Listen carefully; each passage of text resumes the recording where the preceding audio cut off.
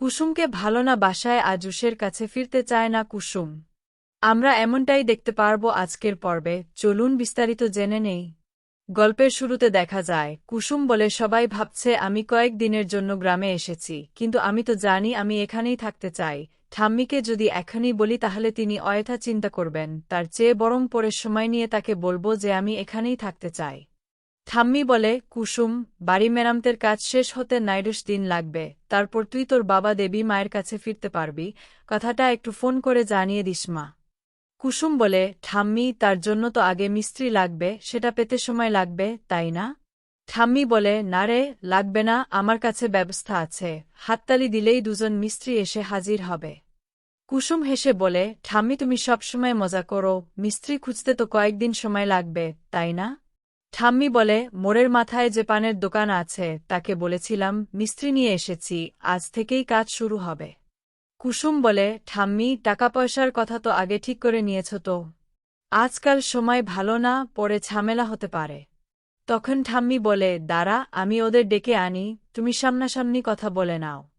এরপর আয়ুষ আর ঈশান ছদ্মবেশে সেখানে আসে, আর কুসুম ও আয়ুষ দুজন একে অপরের দিকে তাকিয়ে থাকে। ঠাম্মি এসে তাদের বলে, আমার কথা তোমাদের শুনতে হবে, ভুল হলে পয়সা কাট। ঈশান বলে, ভারী কিপটে মানুষ তো আপনি, গরিব মানুষের টাকা কাটবেন? তখন ঠাম্মি বলে, ভুলভ্রান্তি হলে তার ব্যবস্থা তো করতেই হবে, আমাদের ছাদ, পানির ট্যাঙ্কি এগুলো আগে পরিষ্কার করতে হবে, তারপর পিছনের দেওয়াল আর পাঁচিল মেরামত করতে হবে। এখন বলো, এই সব কাজ করতে দুই ভাই কত টাকা নেবে? আরুষের দিকে তাকিয়ে ঠাম্মি আবার জিজ্ঞেস করে, শোনো, দুই ভাই এই কাজ করতে কত টাকা নেবে? তখন আলুশ বলে, 200 টাকার বেশি আমি 1 টাকাও নেব না, আর থাকার জায়গায় দিনে দুবেলা খেতে দিলেই হবে। কুসুম মনে মনে ভাবে, হে ভগবান, ছোট সাহেব আর ঈশান সাহেব এখানে কি করে এলেন? যারা কোনোদিন বাড়ির কাজ করেনি তারা কি সত্যিই মিস্ত্রির কাজ করবে? কুসুম ঠাম্মিকে বলে, আজকালকার যুগে কেউ বিনা পয়সায় কাজ করে না, এদের নিশ্চয়ই অন্য কোনো মতলব আছে, তুমি এদের পাঠিয়ে দাও, আমরা অন্য কাউকে নিয়ে আসি, এরা পারবে না। তখন ঠাম্মি বলে, দেখ মুখের সরলতা, ওদের কোনো অন্য মতলব নেই। আয়ুষ মনে মনে বলে, আমার দিকে ঘুরে কুসুম, আমি তো তোমার চোখ দেখতে পারছি না, কুসুম, হয়তো এটাই সেই চোখ। ঠাম্মি বলে, শুকনো জায়গায় আচার খেলে। তখন আয়ুষ বলে, আসলে অনেক দিন খাইনি তো তাই মাথা ঘুরে গিয়েছে। ঈশান বলে, কাজ কবে থেকে শুরু করব সেটা বড় কথা। ঠাম্মি বলে, আজ থেকেই কাজ শুরু করে দাও। কুসুম মনে মনে ভাবে, আমি জানি না এখানে ওনারা কি কাজ করবেন, কিন্তু এখানে কাজ করতে এসে ওনারা নিজেরাও ডুববেন, আমাকেও ডোবাবেন। ঠাম্মি বলে, কুসুম, ওদের জন্য চা বিস্কুট নিয়ে যা। ঈশান আলুষকে বলে, বদি কিন্তু তোকে খুব কেয়ার করে। তখন ঠাম্মি বলে, চল, আমার সঙ্গে একটু বাজারে চলো, সিমেন্ট বালু আনতে হবে, আর কুসুম, তুই এদিকে আয়, ওর সঙ্গে একটু থাক, ওর ছাটা দে, ওই নালাগুলো পরিষ্কার করুক, তারপর কাল থেকে তোমাদের ছাটা দিতে হবে।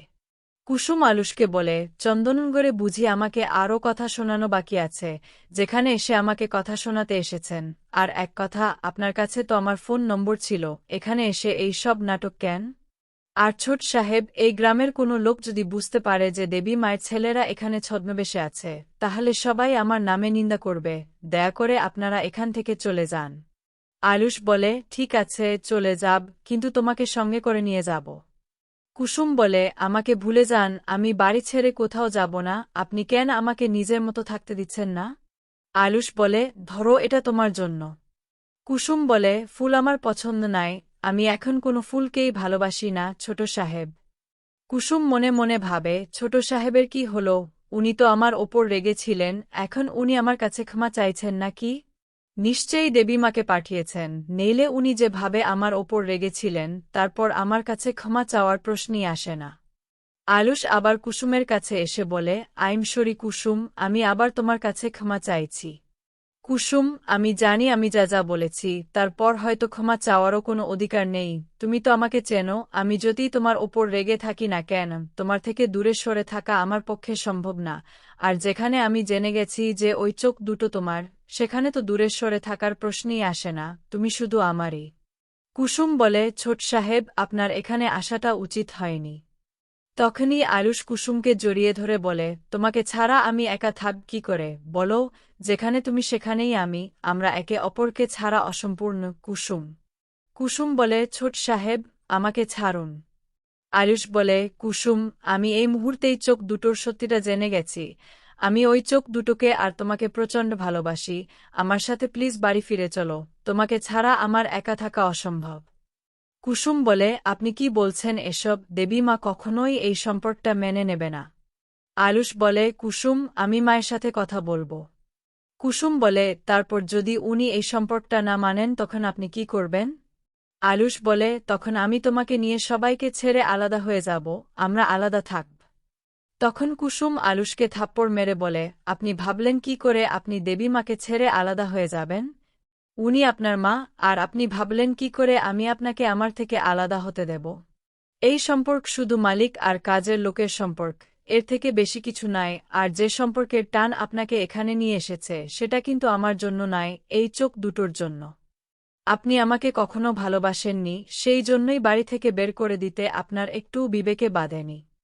ছোট সাহেব, আপনি আমাকে না, আপনি শুধু চোখ দুটোকেই ভালোবাসেন। কাল আপনি ঈশান সাহেবের সাথে চলে যান, তাতে আপনারও মঙ্গল হবে। আজকে এই পর্যন্তই। আপডেট পেতে চ্যানেলটি সাবস্ক্রাইব ও বেল আইকনে ক্লিক করে রাখুন।